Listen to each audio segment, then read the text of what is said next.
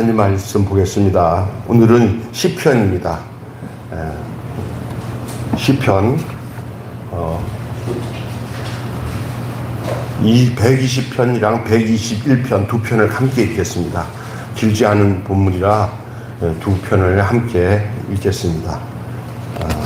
시편 120편, 121편 같이 한 목소리로 받들어 공독하겠습니다. 한 목소리로 내가 환난 중에 여호와께 부르짖었더니 내게 응답하셨도다. 여호와여, 이 거짓된 입술과 속이는 혀에서 내 생명을 건지소서. 너 속이는 혀여, 무엇을 내게 주며 무엇을 내게 더할꼬.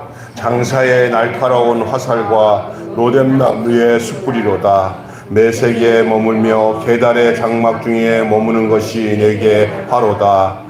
내게 화평을 미워하는 자들과 함께 오래 거주하였도다. 나는 화평을 원할지라도 내가 말할 때 그들은 싸우려 하는도다. 내가 산을 향하여 눈을 들리라. 나의 도움이 어디서 올까? 나의 도움은 천지를 지으신 여호와께로서다. 여호와께서 너를 실족지 아니하게 하시며 너를 지키는 자가 졸지도 아니하시로다. 이스라엘을 지키는 이는 졸지도 아니하시고 주무시지도 아니하시로다. 여호와는 너를 지키시는 이시라. 여호와께서 내 오른편에서 내 그늘이 되시나니 낮에 해가 너를 상하지 아니하며 밤의 달도 너를 해치 아니하리로다. 여호와께서 너를 지켜 모든 환난을 명쾌하시고 또 내 영혼을 지키시로다. 여호와께서 너의 출입을 영원토록 지키시리로다. 아멘.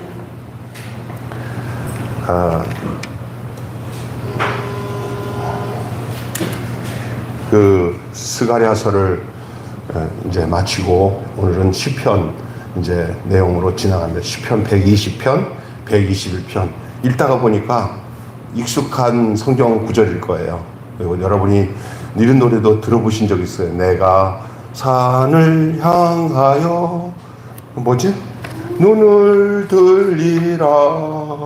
나의 도움이 어디서 올꼬.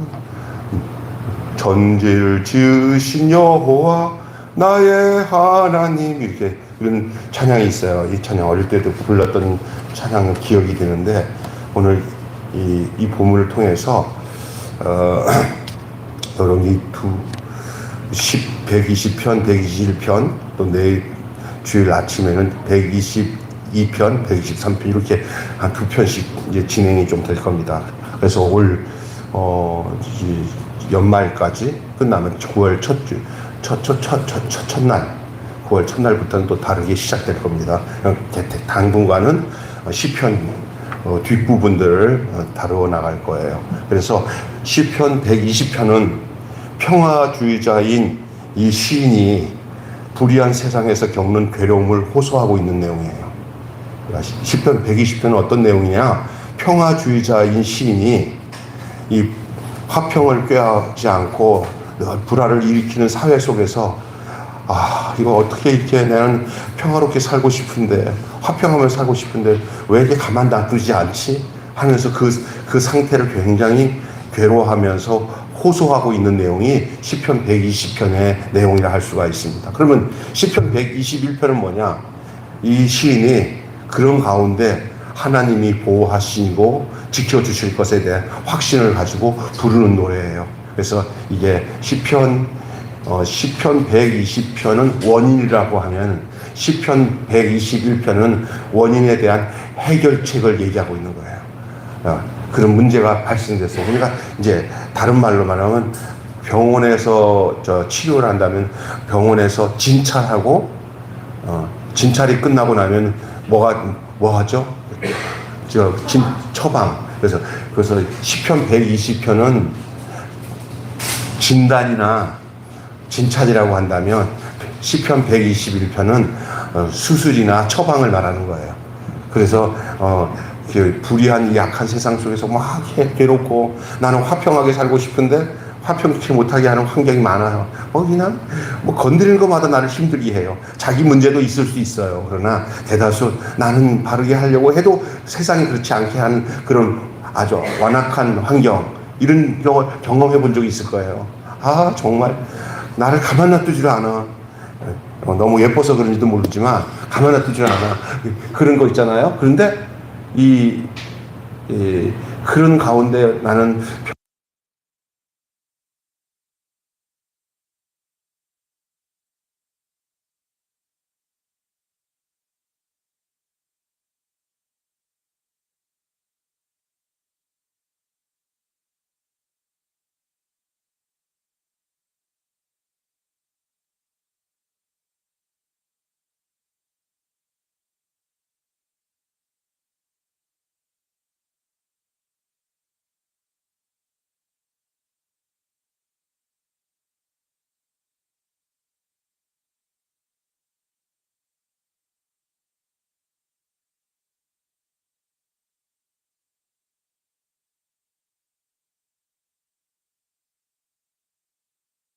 그래가지고 어 그래가지고 수녀가 됐더라고. 수녀. 문화의 수녀가 됐어요. 나는 이 세상이 나를 평화롭게 못만들어. 그냥 집에서도 그렇고 아버지 때문에 동생 때문에 너무너무 힘들어하니까 어느 날 내가 작심을 하고 수녀가 됐어. 그랬더니 내가 너무 들었어요. 그 누나 잘 지내고 수녀 생각도 잘 왜? 수녀들 사이에서 악한 여수녀가 있어가지고 터스를 부리는 바람에 거기서 결국 못 잊고 파괴 나왔다고.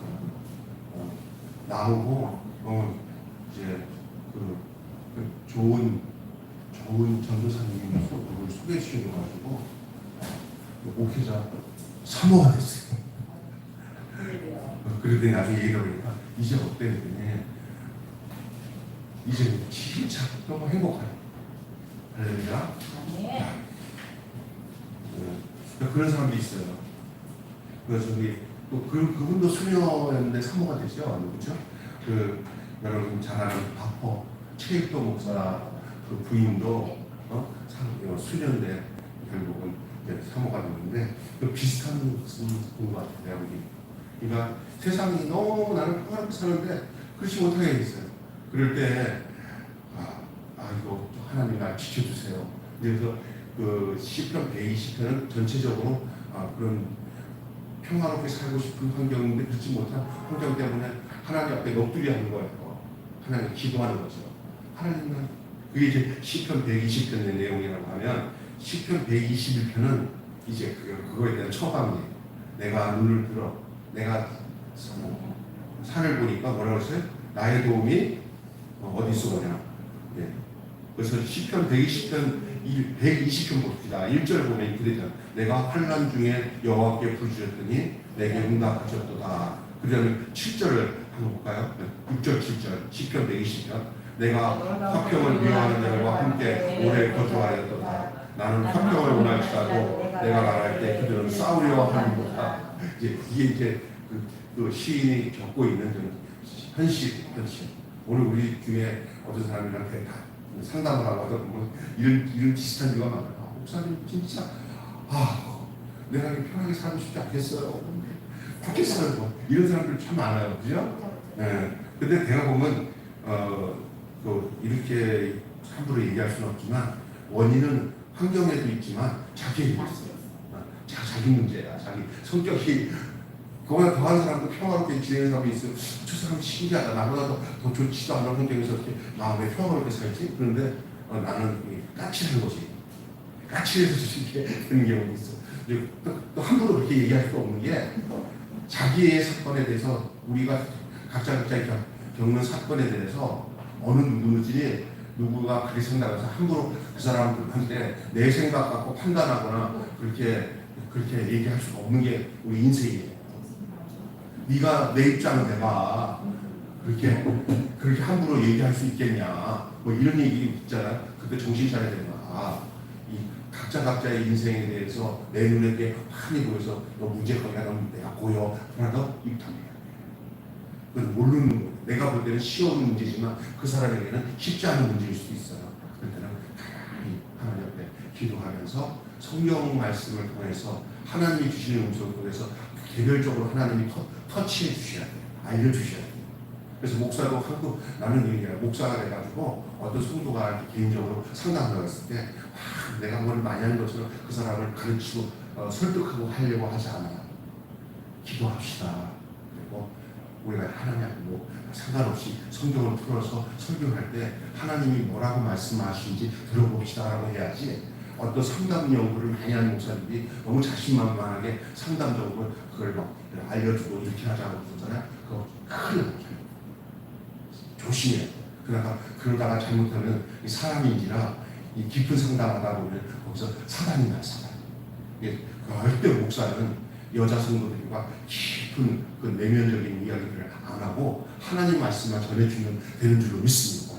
그게 안전해요. 제 아는 목사님이 상담 연구를 많이 하는 목사님인데 여자 성도들이 와가지고 여러 가지 얘기하니까 그냥 뭘 많이 한다고 막 설명하면서 또 이렇게 또 안수를 하면서 같이 울면서 기도해 주니까 그 여자 성도가 너무 고마우니까 남편보다 더 가까이 막 이런 거를 의지하고 하다가 나중에 사단이 나가. 사단이 조심해야 돼요.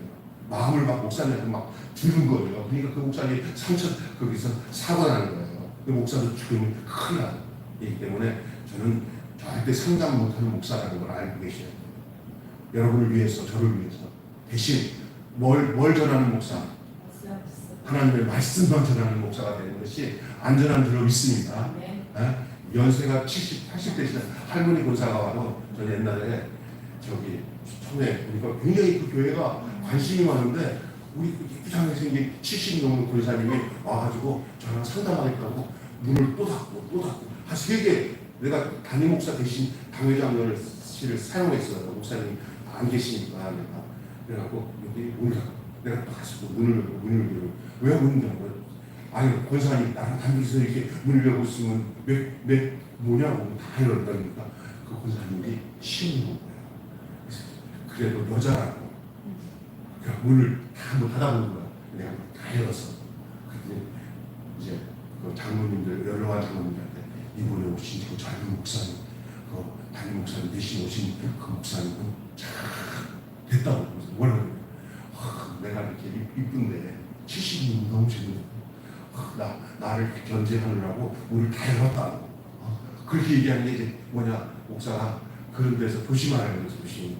잘한 거야. 어떻게 하나님이 그런 지혜를 줄지 몰라. 그 착각하시는 권사님이시더라고요. 자기가 굉장히 나이가 많아도 한 30대 젊은 목사가 이렇게 견제할 만큼 아름답다고 생각하셨나 봐. 근데 내가 또 잘한 거야. 근데 도리어 칭찬하시더라고. 그분이 돌아다니면서. 근데 상담하지 말라는 얘기예요.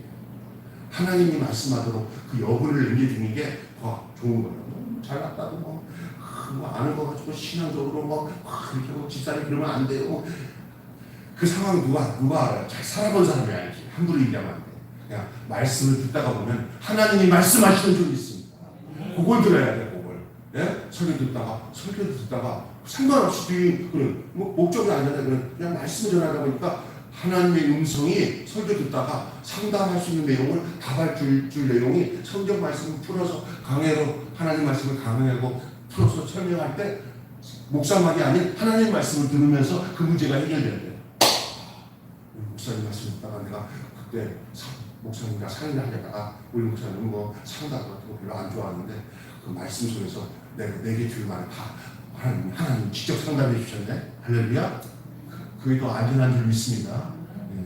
이게 뭐 이렇게 속에 있는 내용을 다 해가지고 그냥 그렇게 치라고 했지만 나는 그래서 뭐 어떤 친구가 나보고 상담학 무슨 뭐 박사과정 무슨 이런 거 하는데 목사님도 안 하려고 그래서 우리 집사람이나 우리 교회 여자 전도사님이나 뭐 일반 평신도 중에 권사님들 그런 분들이 가서 그런 좋아도 목사는 그런 거 좋아하면 안 돼. 하나님 말씀 전하다가 하나님이 직접 상담하시도록 만들어주는 게 제일 좋은 줄로 믿습니다.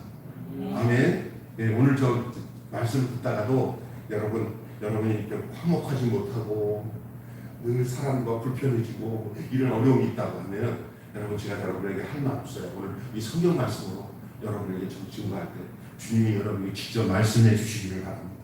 아멘. 여러분 이방인으로 세상에서 환난을 당할 때 무엇을 기억할 수 있을까요?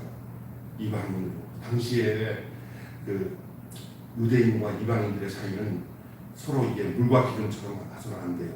요즘 같은 이방인이라는 나는 신자야.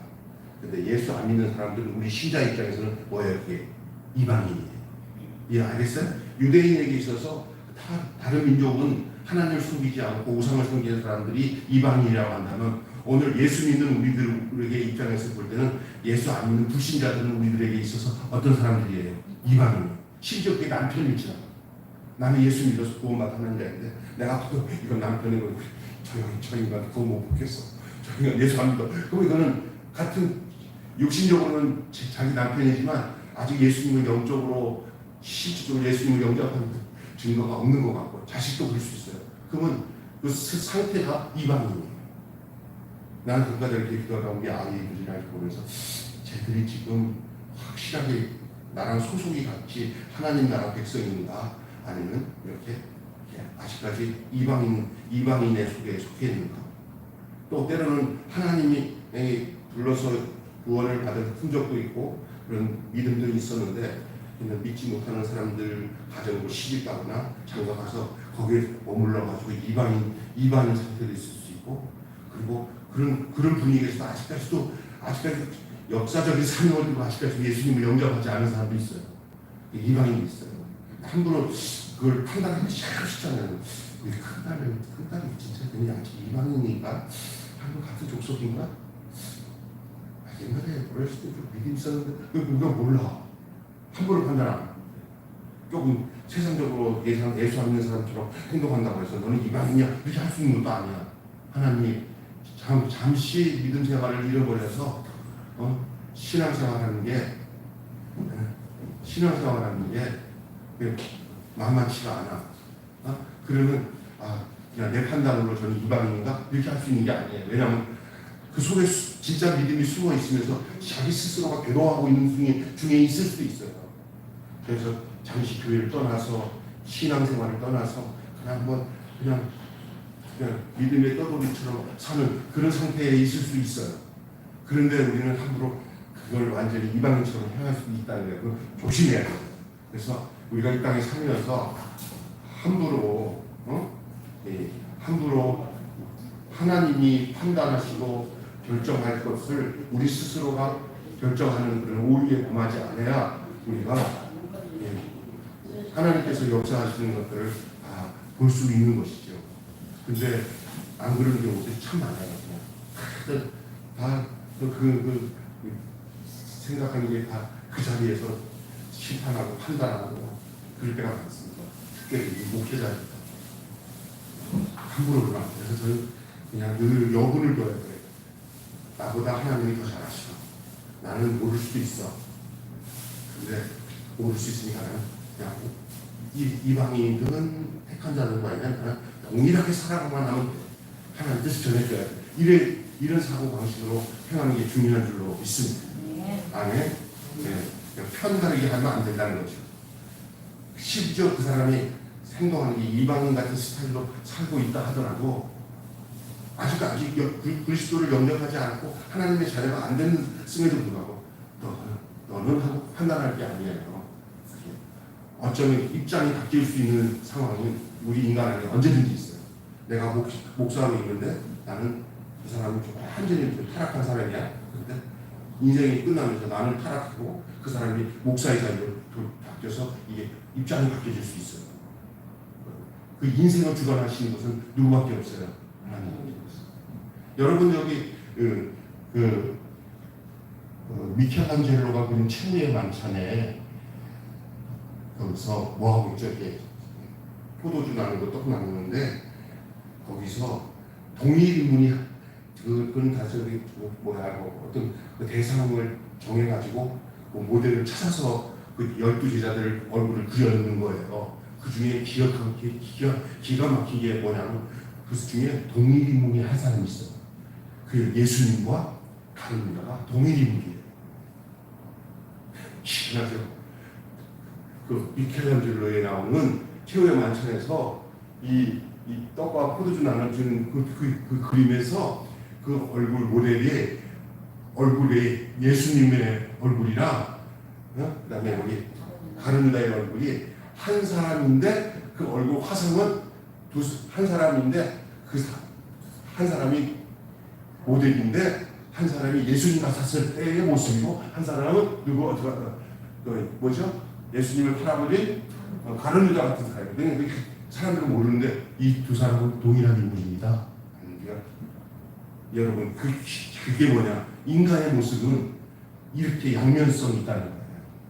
그러니까 사람 살면서 하나님 나라 갈 때까지 우리가 화평케 하는 자는 복이 있는데 화평케 하지 하는 사람에게 복이 있고 모두가 화평한 거 좋아하죠. 그러나 나를 화평케 못하게 하는 것들이 천지예요.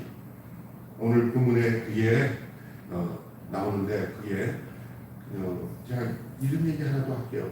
그 카프카라는 그 소설가가 있어요. 그 사람이 쓴 변신이라는 책에 보면은 다른 사람들의 눈에 시선에 노예가 되어서 사는 인간의 고통을 벌레로 변한 주인의 시점에서 보여주고 있는 그 소설이 그 변신. 기회 되면 그거 한번 읽어보면 재밌는데 거기 주인공이 당시 자신이 벌레가 돼요. 벌레. 그리고 그 벌레의 시점으로 사람을 보는 거예요. 여러분이 한번 한 3일과 4일간 벌레가 돼가지고 4일 후에 있는데 사람도 돌아오지만 한 벌레로만 한 3, 4일 좀 살고 돌아왔으면 한번 좋겠지 않겠습니까? 그동안 겪은 고통, 벌레를 어떻게 쳐다보는가 사람이 이러고 아니 벌레를 떠나서 강아지로 한번 살아봤다. 요즘에 강아지도 살팔자야. 인간 엄마 아빠가 얼마나 많은지 대통령도 또 영부인도 뭐 강아지를 딸 삼고 아들 삼던데 아빠 갔다 올게 엄마 갔다 올게 이 세상이 말세잖아요. 근데 하여간 이 벌레로 변신한 주인공이 그 시점으로 그 소설을 표현하고 있어요. 야, 우리 신나는 소속을 인간이라는 소속에서 벗어나서 벌레라는 소속으로 이전한 거예요. 이게 상실한 거, 그걸 이방인의 삶이 마치 그렇다는 거예요. 벌레가 된 상태의 모습을 보여주고 있는 거예요. 고통뿐이죠. 하나님 떠난 인간은 그 스스로가 행복하다고 하지만 그 스스로가 지금 고통 속에 있다는 것을 항변하고 있는 것을 이 소설로 보여주는 거예요. 여러분이 그러니 우리가 주께로 돌아와서 하나님을 우리 아버지와 우리가 그의 자녀로 살고 있으면서 주님이 주시는 평안을 누리고 살아간다는 게 얼마나 감사한지 구원받지 못한 사람들은 모르지만 예수 그리스도로 말미암아 구원받아 하나님의 자녀된 우리들에게는 이보다 더 귀하고 복된 것이 없는 것을 여러분 알아야 돼요. 나는 가끔 그렇게 생각하다가 내가 구원받은 거 생각하면서 야, 내가 어떻게 하나님을 알고 내가 어떻게 예수님을 믿어서 구원받아서 내 안에 이런 평강과 마음을 누리고 살지? 나 진짜 예수 안 믿었으면 어떡했을까? 끔찍해. 진짜 끔찍해.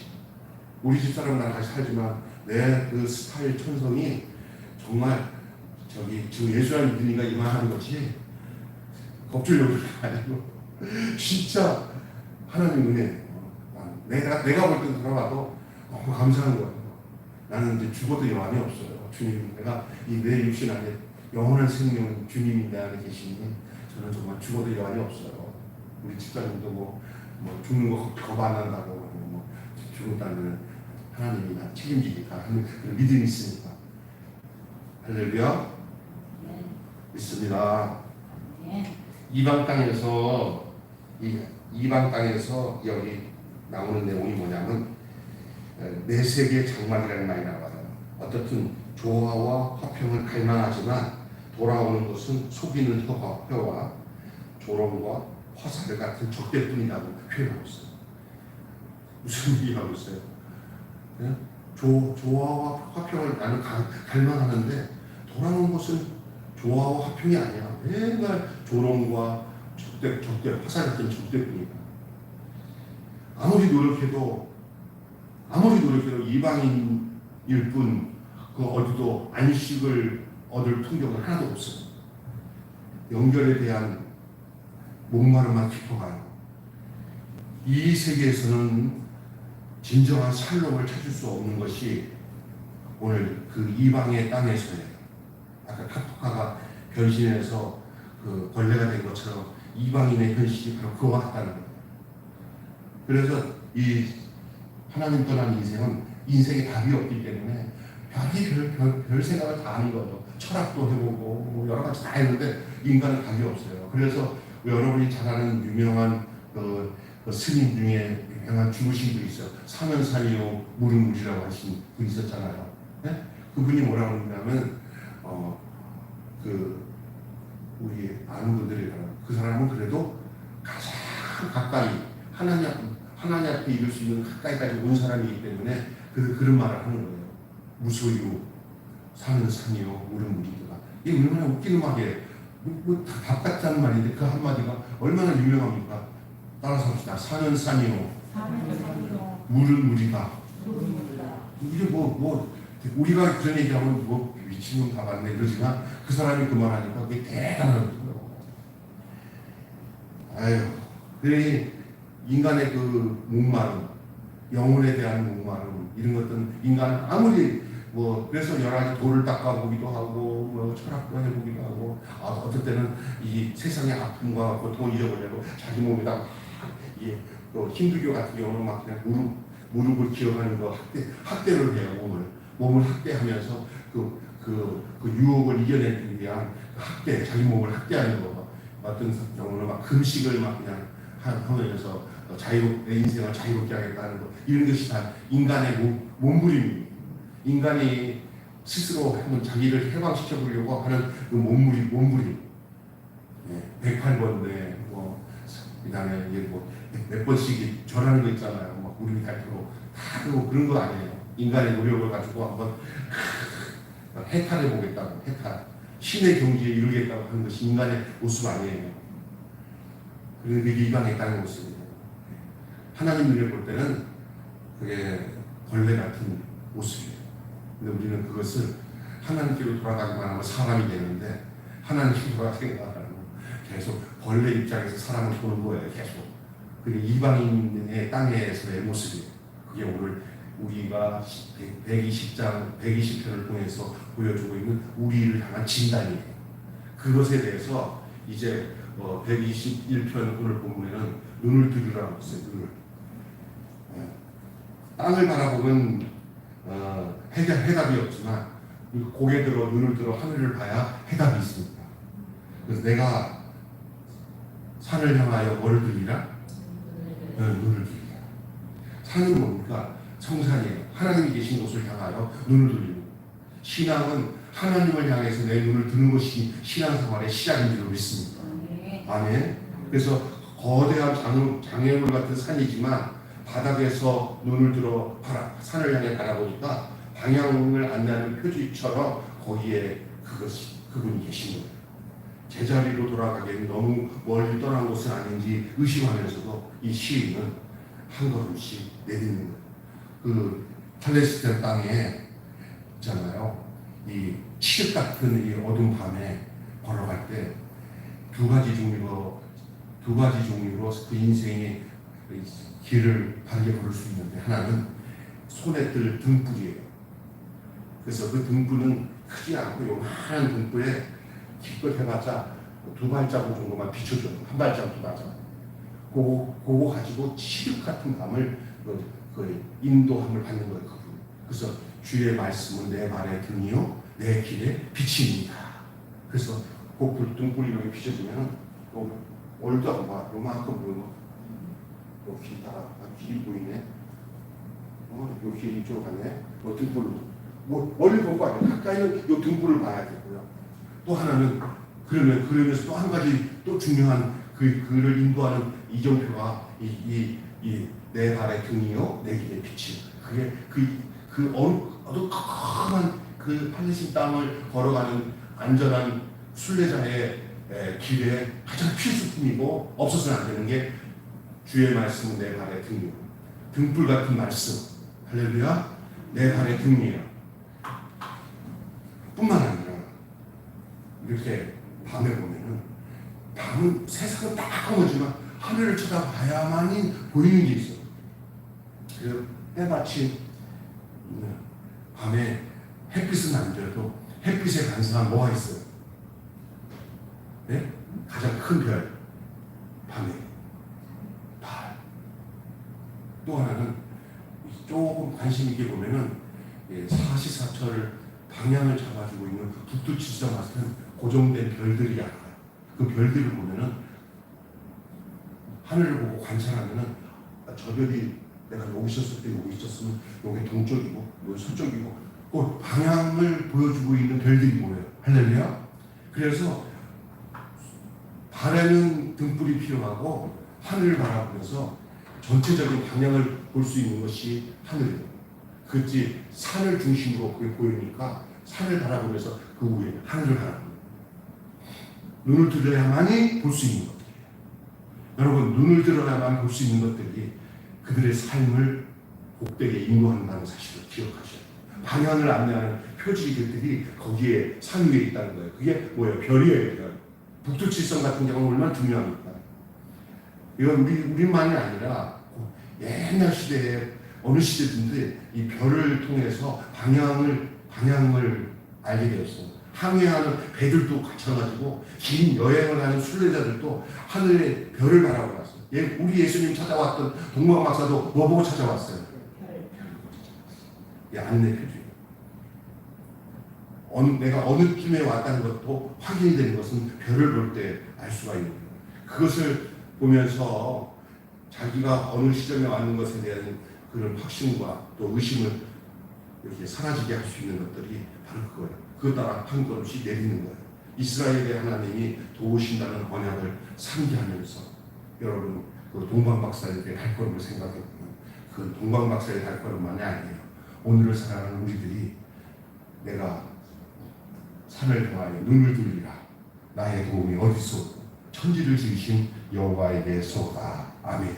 이제 이 두 내용들을 전부 정리하는 그 마지막 부분은 이거예요. 따라서 기억하다. 여러분, 이 우리의 신앙생활과 우리 인생에서 이 기억이 얼마나 중요한지 아세요? 순례자의 하나님은 어떤 하나님이냐? 지키시는 하나님이시죠. 이 지키다는 말의 단어가 시편 121편에 몇 번 나온다면 한번 여러분이 121편에 지킨다는 말이 몇 번 나오는지 대충 여러분이 찾아보실래요? 자, 시편 120편에 지키신다는 말이 몇 번 나와요? 자, 몇 절에 나오냐? 첫째, 3절에 시작. 여호와께서 너를 실족지 않게 하시며 너를 지키시는 이가 졸지 않으시니라. 또 몇 절에 또 나와요? 4절에 이스라엘을 지키시는 이는 5절에도 나오죠? 또 어떻게 나와요? 너를 지키시는 이시라. 또 7절에 나오죠? 네? 7절, 8절 다 나오죠. 7절, 8절은 마지막에 영원까지 지키시라는 거예요. 총 몇 번이에요? 네? 5번? 5번 아닌 것 같은데 6번인 것 같은데? 아닌데? 5번입니다. 5번 나오죠. 그죠? 5번 나와요. 하나님은 주무시지도 않고 지키신다 약속을 붙들고 있고요. 머나먼 이방 땅으로부터 이 평화의 도시로 옮겨가는 과정 속에서도 지켜주셔야 됩니다. 우리가 이 땅에 살면서 저 하늘나라 주님 계신다는 나라까지 같이 우리가 시간 여행으로 지금 가고 있는 거예요. 여러분, 우리 인생은 시간 여행이에요. 우리 세월의 여행이에요. 저기 응아응아하는 아기에서 출발해가지고 지금 50대, 60대, 70대, 80대 시간 여행해갖고 좀 많이도 왔어요 이제. 할렐루야. 이제 시간 여행 중에 이제 절반도 지났고 이제는 저와 여러분 보니까 후반기 넘어섰고 이제 시간 여행에서 이제 저 고지가 다 보여가지고 저 산만 넘으면 이제 끝이다라고 보이는 분도 있을 거고요. 네? 이제 그것이 삶의 도시예요. 주님과 손잡고 주님과 함께 손잡고 가는 길. 이전까지는 막 불안해서 어떻게 하는지 몰랐는데 어느 시점에 내 손이 주님을 잡고 있고 주님이 내 손을 딱 잡고 있어요. 주님이셨네요. 그래, 내가 너를 찾아왔지. 아무도 붙잡는 그때부터는 안심이에요. 여러분, 그런 여러분 안에 내적 확신이 그런 완전 체험이 있기를 바랍니다. 주님 없이는 내 인생을 생각할 수 없는 사람, 살아계신 주님 내 안에 계시고 내가 주님 안에 있는 이 삶, 이게 이제 그 사람은 어디로 이제 향하게 되냐면 더도 말고 내가 목적하는 곳으로 가지 않고 그분의 손에 이끌려서 가고 있는 인생으로 저 샬롬의 도시로, 저 평안의 도시로 가는 거예요. 두려움으로부터 자유하는 순례자가 그런 내내 하나님이 지키신다는 것을 기억하는 거예요. 그러면 아까 제가 뭘 얘기하냐면 이 지키신다는 게 5번에 있는 이 순례자의 이 시가 오늘 우리에게는 똑같이 우리가 그 시처럼 지키신다는 오늘 우리에게 무엇을 의미하냐? 이게 뭐냐면요, 주님이 나를 지키신다는 것을 기억할 때 내 인생의 길이 평안 가운데서 걸어갈 수 있는 근거가 된다는 거예요. 여러분 주님이 여러분 지키심으로 여기까지 오신 줄로 믿고요. 오늘도 주님이 지키심으로 여기까지 이르렀고요. 앞으로도 주님이 지키심으로 그 나라, 내가 가야 할 저 주님 계신 곳으로 주님이 인도하시고 있다는 사실을 여러분 믿고 고백하는 여러분 되시길 바랍니다. 별로 맺고 마실게요. 끝납니다. 허위로 가득한 세상에 속한 존재가 아니기에, 허위로 가득한 세상에 속한 존재가 아니에요. 우리가 주님이 지키심을 받지 않고 우리가 거듭나지 않고 우리에게 하나님이 원하시는 생명이 없다면 허위로 가득한 세상에 속한 존재예요. 그러나 우리는 그런 존재 속에서 우리는 그런 존재가 아니에요. 지난주에 제가 설교한 설교 제목이 믿는 이의 무슨 신앙이었어요? 초월 신앙이에요.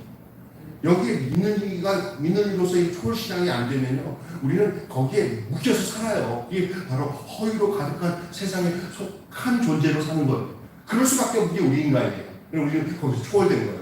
주님이 우리에게 믿음을 주셔서 주의 생명이 우리 안에 있기 때문에 그걸 초월하게 되는 거죠. 우리가 그런 존재예요.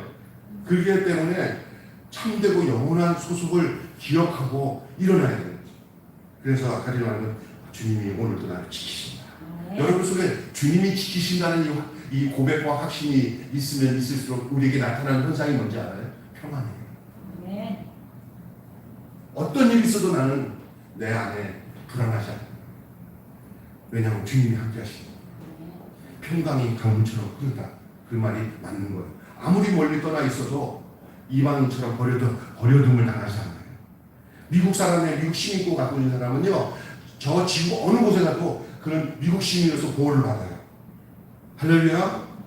그러나 이방인으로 존재하고 있다는 것은 미국 시민도 그렇게 미국 시민권, 당시에 로마 시민권이라는 걸 얼마나 유대했으면 바울이 그러잖아요. 나는 로마 시민이라니까. 그 다음에 거기 총독이랑 걔네들이 별걸 떨잖아요. 바울이 나는 로마 시민이라고. 너희는 너희의 시민권은 어디에 있는지라? 하늘에 있는지라. 우리는 천국 시민이에요. 할렐루야. 그리고 우리 안에 우리를 지키신다는 얘기예요. 그러니까 이 지키심의 확신은 뭡니까? 다 자기의 소속이 분명할 때만이 자기가 이 지키신다는 걸 믿을 수가 있어요. 소속이 분명해.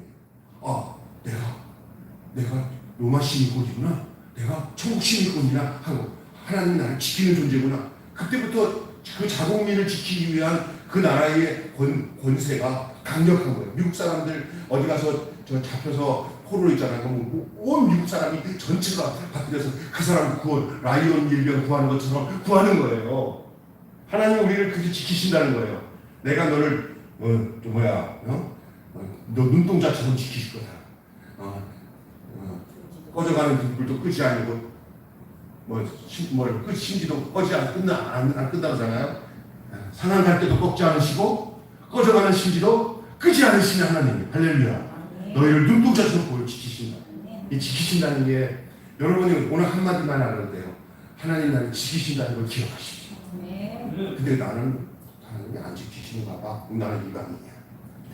나는 하나님이 어딜 가지? 당신의 것이기 때문에, 당신의 소속이기 때문에, 당신에게 딱 생명책에 기록되고 내 안에 예수님이 계시기 때문에 나의 문제는 주님의 문제고, 내 모든 내 가는 길 험하고 어려워도, 내 가는 길 힘들고 어려워도 주님 나를 지키시는구나. 나는 주님이 지키시는 존재야. 이러면 이 사람은 이방인이 아니라 당신의 자기 백성이에요. 하나님의 자기 백성이에요.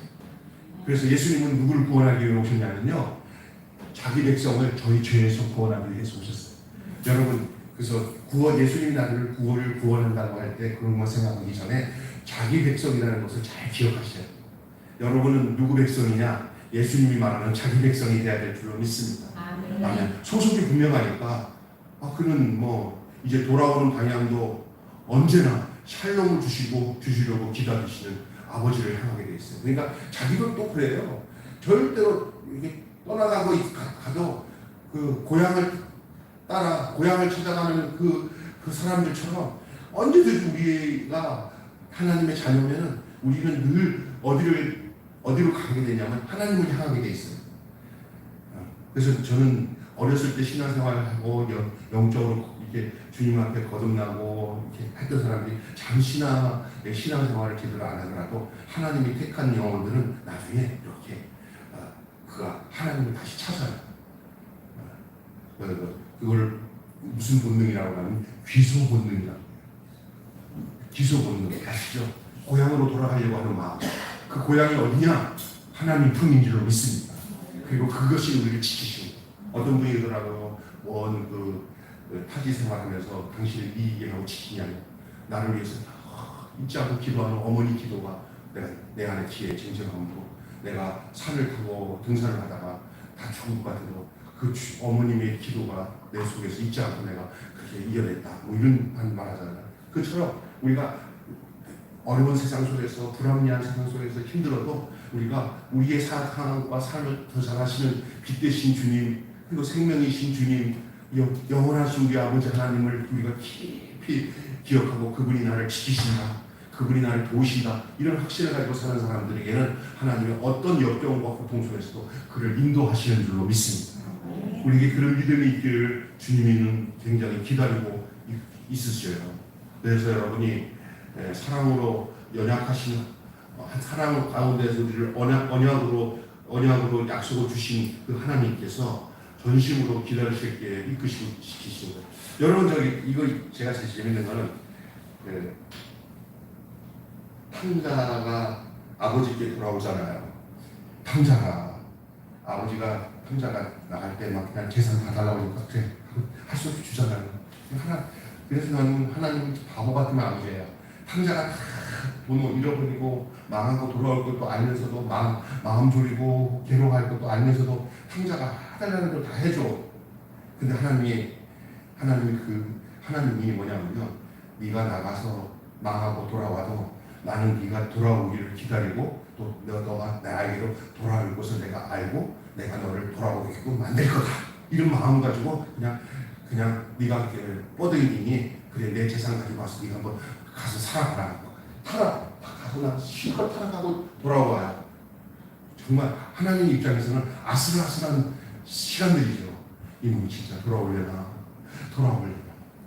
내가 그때 결정을 잘못했지. 나간다는 거 그냥 붙잡고 가지 말라고 내가 그냥 엄벌을 내리고 난 뒤에 그냥 평생 동안 후회하면서 아버지는 내 말도 안 들어주시고 그럴 수 있어요. 한 번만 내보내주시면 내가 얼마나 잘할 텐데, 그 소리 글을 듣는 게 아싸리 낫지. 내가 그냥 그놈 망하고 돌아오기를 기다리면서 왜 내가 그렇게 했지. 하나님은 그런 마음도 가질 수 있을 만도 해요. 그러나 그 다음부터 하나님은요, 우리 인간과 달리 하나님은 당신의 일을 시작하셔요. 뭐야? 저가 망하지만 생사하고 주관하시는 하나님은 저가 망하더라도 나를 잊지 않도록 하나님 장치를 마련해요. 그의 마음속에 날마다 하나님의 기도가 뭔지 아세요? 우리를 놓지 않는 그 열정이 하나님의 기도인 줄로 믿습니다. 어떻게 하나님이 기도를 하시나? 하나님이 버리지 않는 게 하나님의 기도예요. 우리를 버리지 않는 게 하나님의 기도인 줄로 믿습니다. 우리만 기도하는 게 아니에요. 하나님은 우리를 위해 기도하신답니다.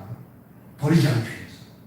그래서 그 탕자가 나가서 한 소식들을 하나씩 머릿속에 그리는 거예요. 이놈은 또 나쁜 놈이랑 만났을 겠지. 그래, 내가 봐도 그럴 거야. 이 정도면 이제 돈을 다 틀려가지고 여자들이 히히히 하면서 야 꺼져 하고 이제 쫓겨나겠지. 그 시간적으로 그렇게 될 거야.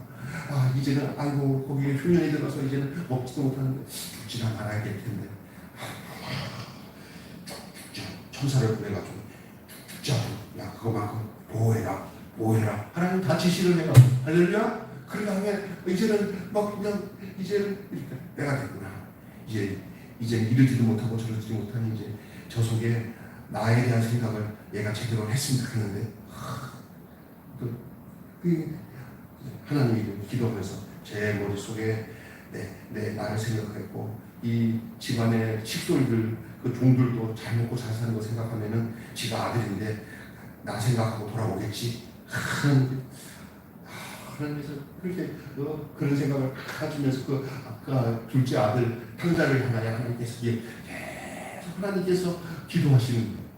여러분 하나님 기도한다는 것은 좀 우스운 얘기 같지만 하나님은 그렇게 역사하신다는 거예요. 버리지 않으시고 그러더니 어느 날 내가 아버지께 돌아가야겠다 하고 돌아와요. 하나님은 이제 기다리죠. 내가 가야구나.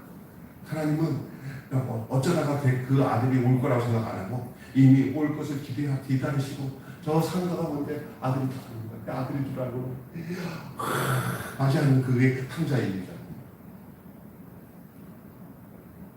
우리 하나님이 우리 하나하나가 예수 믿고 거듭나서 이 악한 세상에서 당신에게로 돌아오는 그것을 누가 주관하시냐? 하나님이 주관하시는 줄 믿습니다.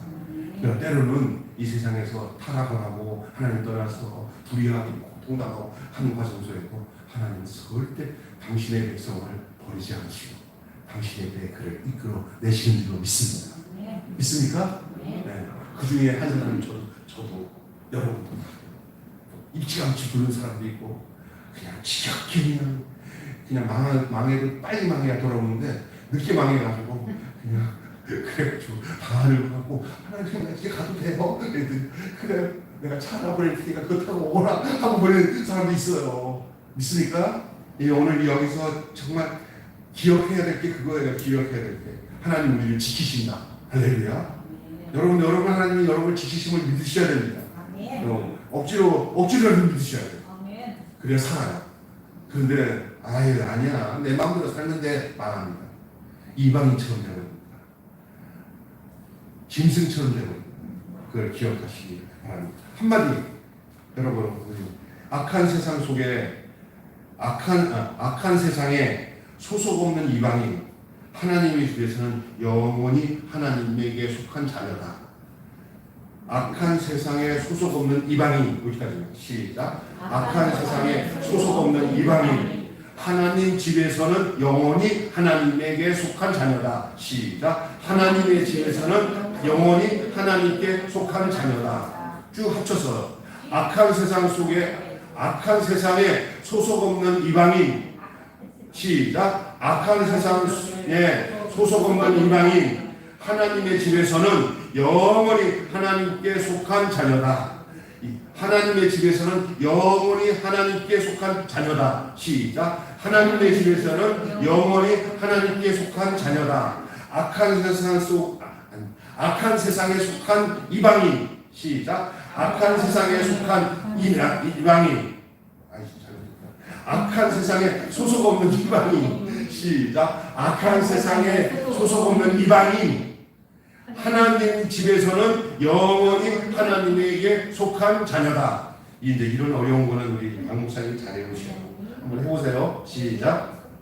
악한 세상에 소속 없는 이방인 하나님의 세상에서는 영원히 하나님 세상에 이거 어디 있어? 하나님 집에서는 영원히 하나님의 속한 자녀다. 오늘은 80쪽이야 80쪽. 자, 정현재 집사님 올 수 있어. 자, 시작. 악한 세상에 소속 없는 이방인 하나님 집에서는 영원히 하나님의 속한 자녀다. 됐어요. 우리 정현재 집사님이 왔으면 다 이러는 거야. 됐어요. 우리 저기 시봉란 집사님이 뽀록 날 것 같아가지고 그러니까 못 읽을 것이 뽀록 날 것 같아서 내가 넘어갈게요. 네. 나도 잘 못되는 거예요. 잘 되겠네. 악한 세상 속에 악한 세상에 속한 이방인 하나님의 집에서는 영원히 하나님의 자녀다. 네, 영원히 하나님께 속한 자녀다. 오늘 목사님 한의중학교 안 갔어요? 안 왔다고 지금. 여보세요. 늦게 나갈게요.